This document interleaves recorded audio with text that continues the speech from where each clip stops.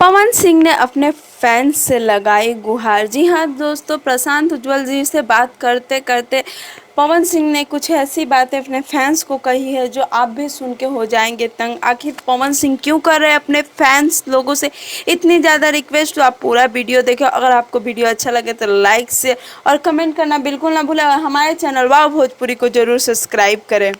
अगर हमारे चैनल में आप नए हैं तो लाल रंग के बटन को दबाकर सब्सक्राइब करें और पास में ही घंटे का आइकॉन है उसे 2 बार जरूर दबाएं कि हमारी सभी अपडेट बिल्कुल फ्री में अपने मोबाइल तक पाएं। भोजपुरी के पावर स्टार पवन सिंह जो भी करते हैं वो डंके की चोट पे करते हैं। वह ना तो आज तक किसी से डरे हैं और ना डरेंगे।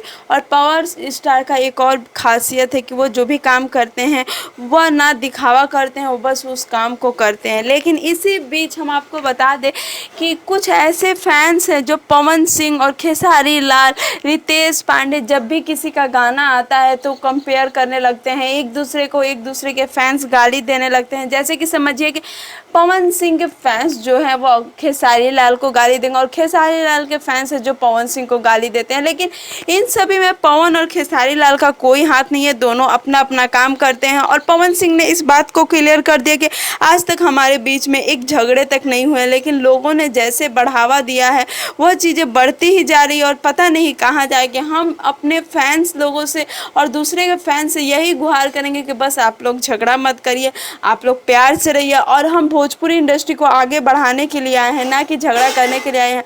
ऐसा एक बार नहीं कई बार देखा गया है कि जब भोजपुरी के पावर स्टार पवन सिंह हो या खेसारी लाल हो या रितेश पांडे, जब भी इन लोगों का गाना आता है या एक दूसरे में ही झगड़ने लगते हैं और झगड़ा इस हद तक बढ़ जाता है कि गालियां तक सोशल मीडिया पे एक दूसरे को देने लगते हैं। और इस बात से पवन सिंह काफ़ी ज़्यादा दुखी, और उन्होंने इस बात को कहा है कि कृपया करके आप ऐसा ना करें।